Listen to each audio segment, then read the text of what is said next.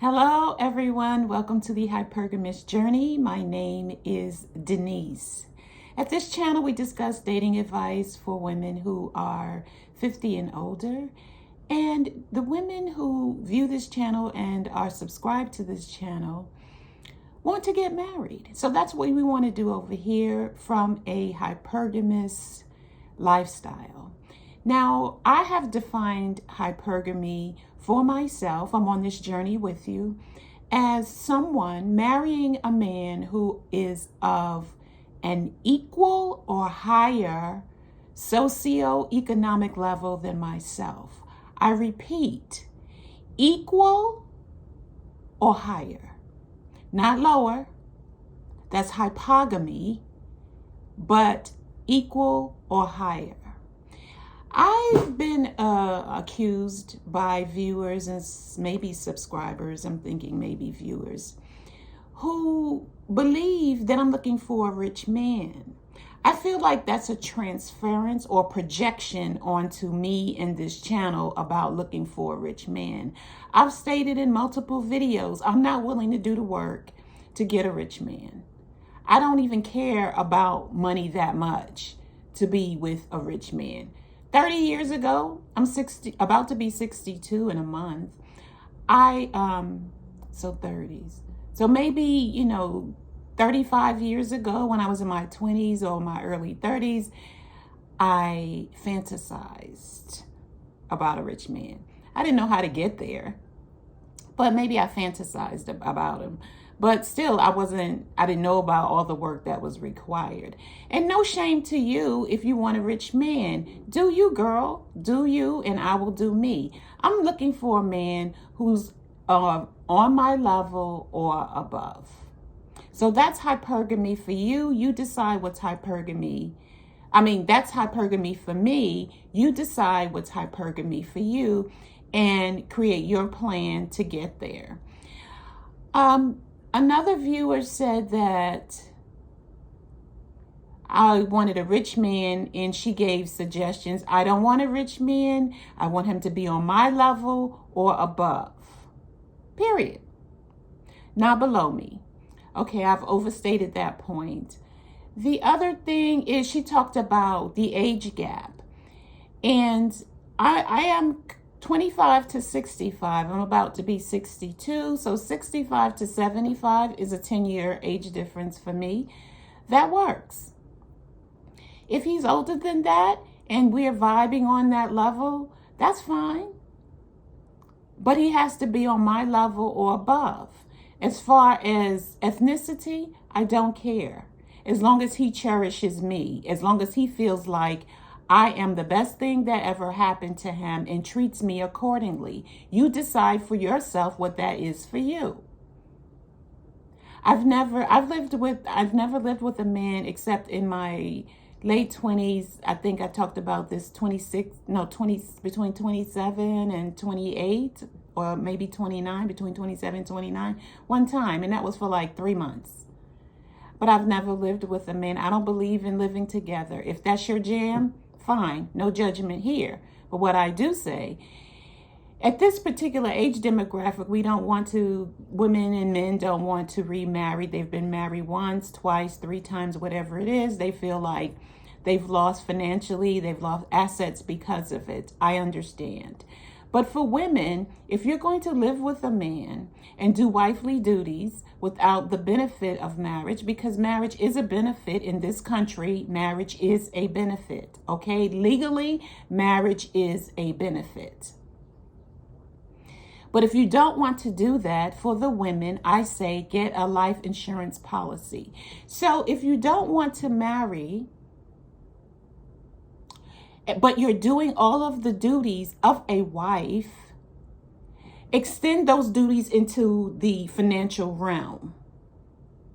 What I mean by this is if a man is married, he has provided life insurance for his wife and his children. He probably pays health insurance premiums for his wife and his children. He probably has a will for his wife and children.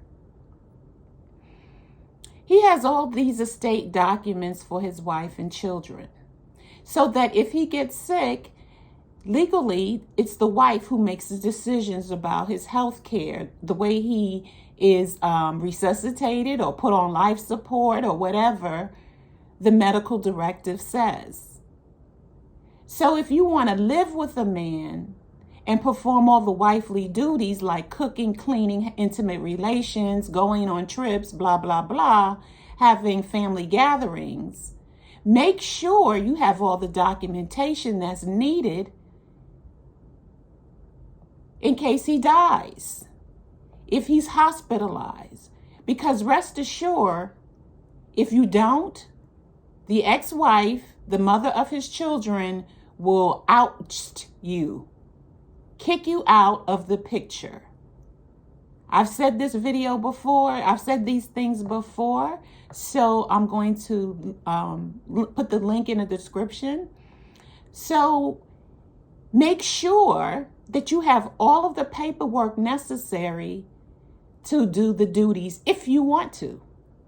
There's nothing mandatory about this, but what I do recommend is a life insurance policy on him.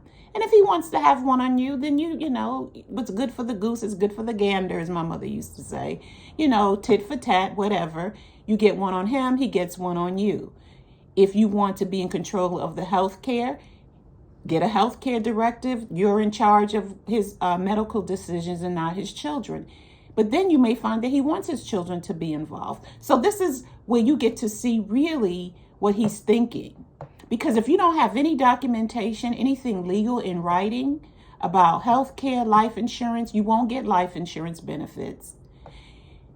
If you don't have a health care directive in place for you and for him, if you want your children to take care of you in case you're sick and his children to take care of him in case he's sick, then there's nothing for you to do. But I highly recommend that life insurance policy, and for both of you if you want, but because this is a women's channel, I'm talking about women.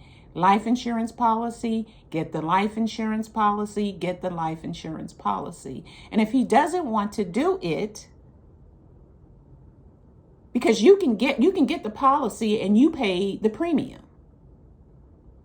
All he has to do is take the medical exam and sign the paperwork. That's all he has to do. And if you want to pay for the premium, pay for the premium. But a nice gesture would be to show his good faith and how he really feels about you is that he pays for the premium. And you don't have to have a whole lot, whatever his budget allows, because we know there are term life insurance policies for all levels. And I'm not a financial advisor. I'm not a life insurance agent, a broker. Full disclaimer, I'm none of those things.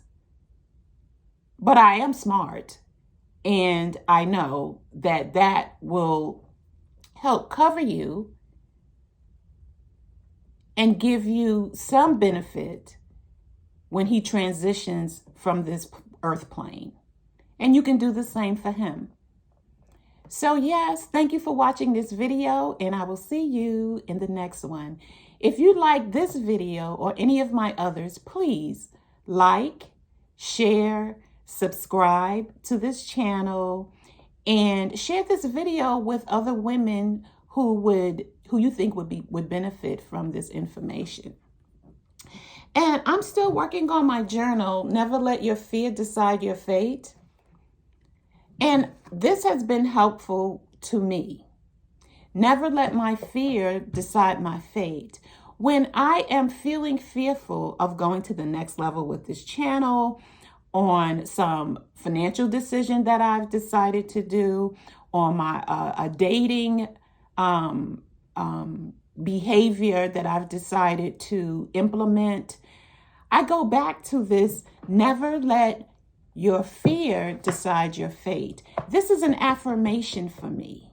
I write about this in this online journal because I believe in free form writing, bringing up all of the feelings that I feel and writing them out without prompts or questions to answer. I don't like journaling that way. I like to deal with my issues as they arise.